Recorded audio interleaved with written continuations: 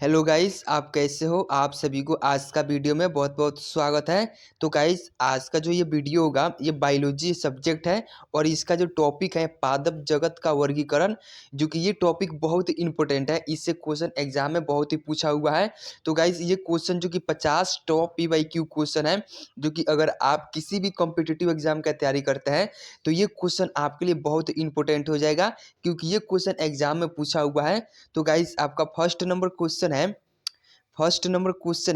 जीवाणु की खोज किसने की। तो फर्स्ट का आंसर हो जाएगा आपका ऑप्शन डी हो जाएगा, किसने। तो ल्यूवियन हुक ने, जो कि इस व्यक्ति ने जीवाणु की खोज की। तो आपका आंसर हो जाएगा ऑप्शन डी। 2 नंबर क्वेश्चन है निम्नलिखित में से किसे वर्गीकीकी का पितामह कहा जाता है, यानी वर्गीकीकी का पिता कहा जाता है। तो 2 का आंसर हो जाएगा आपका ऑप्शन सी हो जाएगा, किसको। तो लिनियस को वर्गीकीकी का पिता कहा जाता है।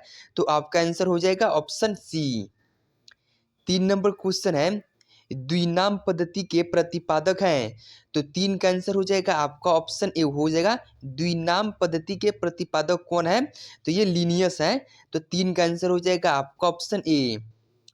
4 नंबर क्वेश्चन है वर्गीकरण का प्राकृतिक सिस्टम किस वनस्पति विज्ञानी ने प्रस्तुत किया था।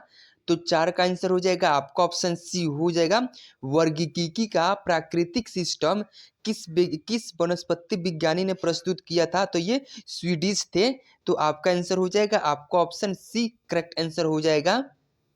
5 नंबर क्वेश्चन है पुष्पी पादपों को रखा गया है। तो 5 का आंसर हो जाएगा आपका ऑप्शन बी हो जाएगा, फेनरोगैम्स में पुष्पी पादपों को रखा गया है। तो 5 का आंसर हो जाएगा आपका ऑप्शन बी। 6 नंबर क्वेश्चन है अपुष्पीय पादपों को रखा गया है। तो 6 का आंसर हो जाएगा आपका ऑप्शन ए हो जाएगा, अपुष्पीय पादपों को, जो कि ये क्रिस्टोगैम्स में रखा गया है, और पुष्पीय पादपों को फेनरोगैम्स में रखा गया है। तो आपका 6 का आंसर हो जाएगा आपका ऑप्शन बी करेक्ट आंसर हो जाएगा। 7 नंबर क्वेश्चन है वर्गीकरण की आधारीय इकाई है। तो 7 का आंसर हो जाएगा आपका ऑप्शन सी हो जाएगा, वर्गीकीकी का आधारीय इकाई क्या है। तो 7 का आंसर हो जाएगा आपका ऑप्शन सी हो जाएगा, स्पेसीज है। तो आपका आंसर हो जाएगा ऑप्शन सी। 8 नंबर क्वेश्चन है हाइड्रोफाइटस होते हैं। तो 8 का आंसर हो जाएगा आपका ऑप्शन बी हो जाएगा, किसमें। तो हाइड्रोफाइटस किस में होते हैं। तो ये जलीय पौधे में होते हैं। तो 8 का आंसर हो जाएगा आपका ऑप्शन बी। 9 नंबर क्वेश्चन है द्विनाम पद्धति का अभिप्राय है पौधों के नामों को 2 शब्दों में लिखना, जो बताते हैं उसके उसके वंश तथा जाति को बताते हैं। तो 9 का आंसर हो जाएगा आपका ऑप्शन ए।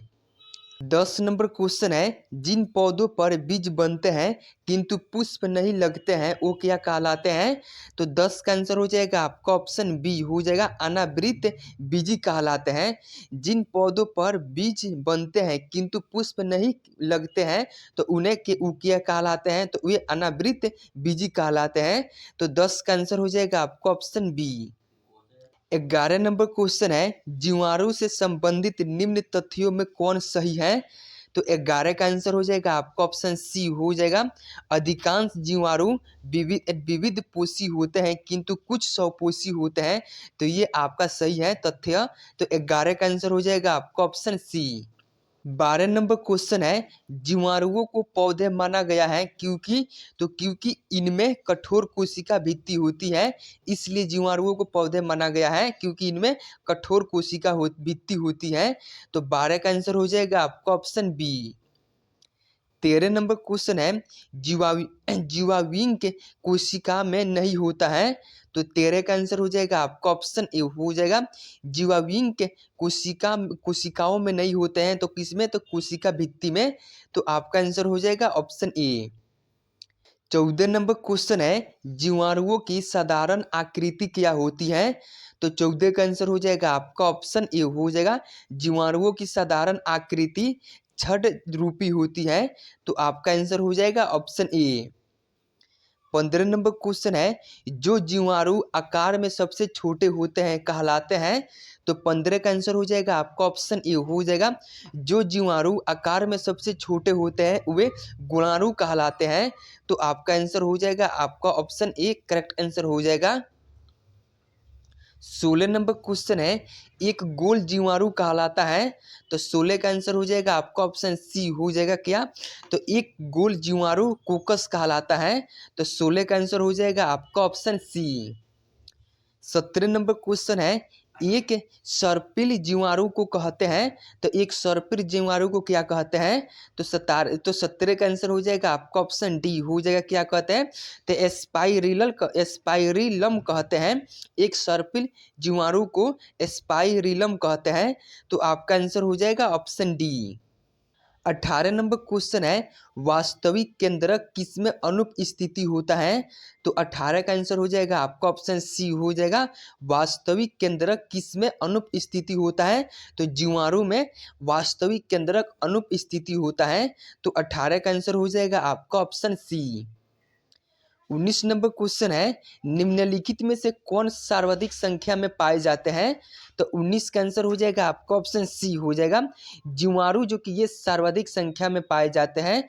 तो आपका आंसर हो जाएगा ऑप्शन सी। 20 नंबर क्वेश्चन है, बैक्टीरिया में पाए जाने वाला प्रकाश संश्लेषी आकाशीय कहलाता है। तो क्या कहलाता है, तो 20 का आंसर हो जाएगा आपका ऑप्शन सी हो जाएगा। वर्ण किल्वक कहलाता है। तो आपका आंसर हो जाएगा ऑप्शन सी। 21 नंबर क्वेश्चन है, सर्वप्रथम विषाणु की खोज किसने की। तो 21 का आंसर हो जाएगा आपका ऑप्शन बी हो जाएगा। किसने, तो सर्वप्रथम विषाणु की खोज किसने की, तो इवानो वक्सी ने की। तो आपका आंसर हो जाएगा ऑप्शन बी। 22 नंबर क्वेश्चन है, निम्न में से कौन सा सहजीवी नाइट्रोजन यौगिकरण जीवाणु है। तो 22 का आंसर हो जाएगा आपका ऑप्शन ए हो जाएगा, जो कि यहाँ पे राइजोबियम जो कि ये सहजीवी नाइट्रोजन यौगिकरण जीवाणु है। तो आपका आंसर हो जाएगा ऑप्शन ए। 23 नंबर क्वेश्चन है, दूध के दही के रूप में जमने का कारण है। तो 23 का आंसर हो जाएगा आपका ऑप्शन सी हो जाएगा, लैक्टोबैसिलस के कारण, जो कि दूध से दही के रूप में जमने का कारण है बैक्टोबैसिलस है। तो आपका आंसर हो जाएगा ऑप्शन सी।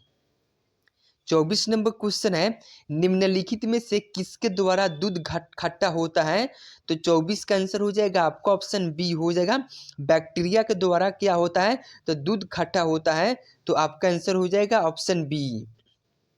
25 नंबर क्वेश्चन है, दही जमाने में निम्नलिखित में से किस सूक्ष्म जीव का प्रयोग किया जाता है। तो 25 का आंसर हो जाएगा आपका ऑप्शन डी हो जाएगा। बैक्टोबैसिलस का सूक्ष्म जीव है जिसका दही जमाने में प्रयोग किया जाता है। तो आपका आंसर हो जाएगा ऑप्शन डी। 26 नंबर क्वेश्चन है, प्रशीतन खाद्य परिरक्षण में मदद करता है। तो 26 का आंसर हो जाएगा आपका ऑप्शन बी हो जाएगा। क्या, तो यहाँ पे जैव रासायनिक अभिक्रिया की दर को कम कर, जो कि ये प्रशीतन खाद्य परिरक्षण में मदद करता है, जैव रासायनिक अभिक्रिया की दर को कम कर। तो आपका आंसर हो जाएगा ऑप्शन बी। 27 नंबर क्वेश्चन है, मृदा की धान की पैदावार बढ़ाने वाला मुक्तिजीवी जीवाणु कौन सा है। तो 27 का आंसर हो जाएगा आपका ऑप्शन डी हो जाएगा। कौन सा है, तो एनाबिना, जो कि ये मृदा की धान की पैदावार बढ़ाने वाला मुक्तिजीवी जीवाणु कौन सा है, तो एनाबिना है। तो आपका आंसर हो जाएगा ऑप्शन डी। 28 नंबर क्वेश्चन है, निम्नलिखित में से कौन सा रोग बैक्टीरिया से होता है। तो 28 का आंसर हो जाएगा आपका ऑप्शन ए हो जाएगा। यहाँ पे तपेदिक का रोग जो कि ये बैक्टीरिया से होता है। तो 28 का आंसर हो जाएगा आपका ऑप्शन ए। 29 नंबर क्वेश्चन है, नाइट्रोजन स्थिरीकरण में लेग हीमोग्लोबिन का कार्य है। तो 29 का आंसर हो जाएगा आपका ऑप्शन ए हो जाएगा, ऑक्सीजन का अवशोषण करना, जो कि ये नाइट्रोजन स्थिरीकरण में लेग हीमोग्लोबिन का क्या कार्य है, तो ऑक्सीजन का अवशोषण करना। तो आपका आंसर हो जाएगा ऑप्शन ए। 30 नंबर क्वेश्चन है, नाइट्रोजन यौगीकरण में निम्नांकित में से कौन सी फसल सहायक है? तो 30 का आंसर हो जाएगा आपका ऑप्शन सी हो जाएगा। कौन से? तो यहाँ पे फली, जो कि ये नाइट्रोजन यौगीकरण में निम्नांकित में से कौन सा फसल सहायक है? तो फली है। तो आपका आंसर हो जाएगा ऑप्शन सी। 31 नंबर क्वेश्चन है, यदि एक जीवाणु कोशिका प्रति 20 मिनट में विभाजित होती है तो 2 घंटे में कितने जीवाणु बनेंगे? तो 31 का आंसर हो जाएगा आपका ऑप्शन डी हो जाएगा, जो कि 1 घंटे, जो कि यहाँ पे 2 घंटे में कितने जीवाणु बनेंगे? तो 64 बनेंगे। तो 31 का आंसर हो जाएगा आपका ऑप्शन डी। 32 नंबर क्वेश्चन है, एंटीबायोटिक्स अधिकांशतः प्राप्त होते हैं। तो 32 का आंसर हो जाएगा आपका ऑप्शन सी हो जाएगा। जीवाणुओं से एंटीबायोटिक्स अधिकांश जीवाणुओं से प्राप्त होते हैं। तो आपका आंसर हो जाएगा ऑप्शन सी। 33 नंबर क्वेश्चन है, भोजन की विषाक्तता उत्पन्न होती है। तो बी का आंसर हो जाएगा आपका ऑप्शन बी हो जाएगा। क्लैक्टोड्रियम बैक्टूलियम द्वारा जो कि भोजन की विषाक्तता उत्पन्न होती है। तो आपका आंसर हो जाएगा ऑप्शन बी। 34 नंबर क्वेश्चन है, जीवाणु निर्जीव माने जाते हैं क्योंकि ये वृद्धि कर सकते हैं। तो 34 का आंसर हो जाएगा आपका ऑप्शन सी। 35 नंबर क्वेश्चन है, यहाँ पे तपेदिक उत्पन्न करने वाला जीवाणु है। तो 35 का आंसर हो जाएगा आपका ऑप्शन बी हो जाएगा। कौन से? तो माइकोबैक्टीरिया, जो कि ये तपेदिक उत्पन्न करने वाला जीवाणु है। तो आपका आंसर हो जाएगा ऑप्शन बी। 36 नंबर क्वेश्चन है, मानव की आंत में पाए जाने वाला जीवाणु है। तो 36 का आंसर हो जाएगा आपका ऑप्शन बी हो जाएगा, एस रसीरिया जो कुलाई, जो कि ये मानव की आंत में पाए जाने वाला जीवाणु है। तो 36 का आंसर हो जाएगा आपका ऑप्शन बी। 37 नंबर क्वेश्चन है, अधिक अधिक नमक वाले अचार में जीवाणु जीवित नहीं रह पाते हैं क्योंकि? तो 37 का आंसर हो जाएगा आपका ऑप्शन ए हो जाएगा। अधिक नमक वाले अचार में जीवाणु जीवित नहीं रह पाते हैं क्योंकि ये जीव द्रव्य युक्तित हो जाते हैं और इस तरह मर जाते हैं। तो इसका कारण यही है। तो आपका आंसर हो जाएगा ऑप्शन ए।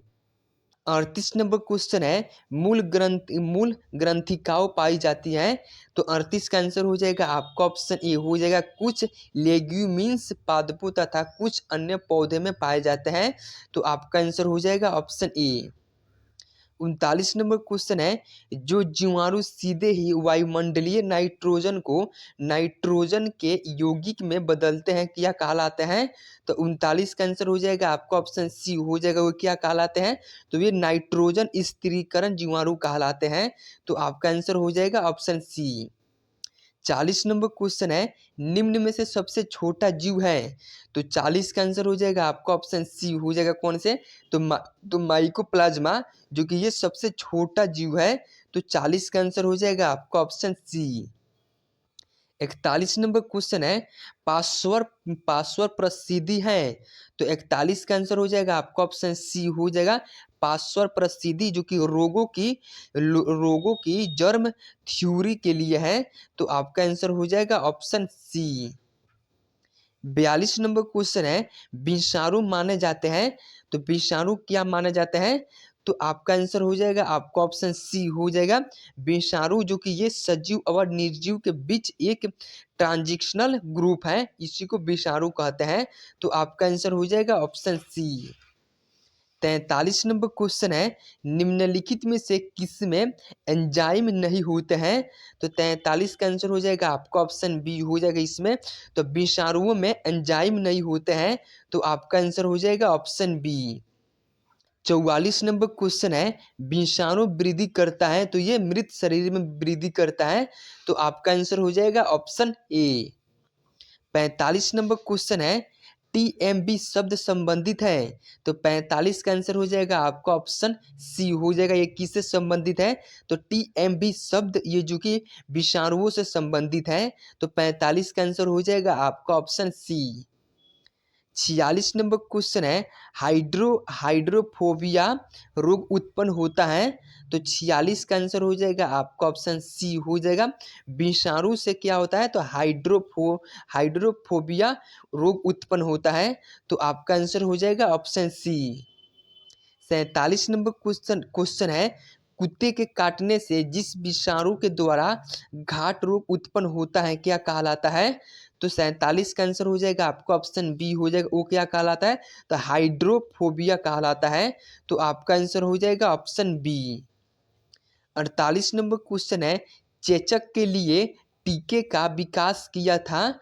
तो 48 का आंसर हो जाएगा आपका ऑप्शन सी हो जाएगा। किसने तो एडवर्ड ने, जो कि इसने चेचक के बीमारी के लिए टीके का विकास किसने किया तो एडवर्ड ने किए थे। तो आपका आंसर हो जाएगा ऑप्शन सी। 50 नंबर क्वेश्चन है एडवर्ड जनरल ने खोज की। तो ये चेचक का टीका की खोज की थी एडवर्ड जनरल ने। तो आपका आंसर हो जाएगा ऑप्शन डी। 50 नंबर क्वेश्चन है जीवाणु की खोज किसने की। तो दोस्तों इस क्वेश्चन का आंसर आप लोगों को कमेंट बॉक्स में बताना है कि जीवाणु की खोज किसने की। तो गाइस अगर आप सभी को वीडियो अच्छा लगा हो तो प्लीज़ लाइक एंड सब्सक्राइब कर देना। ओके गाइस फिर मिलते हैं बायोलॉजी के नेक्स्ट वीडियो में।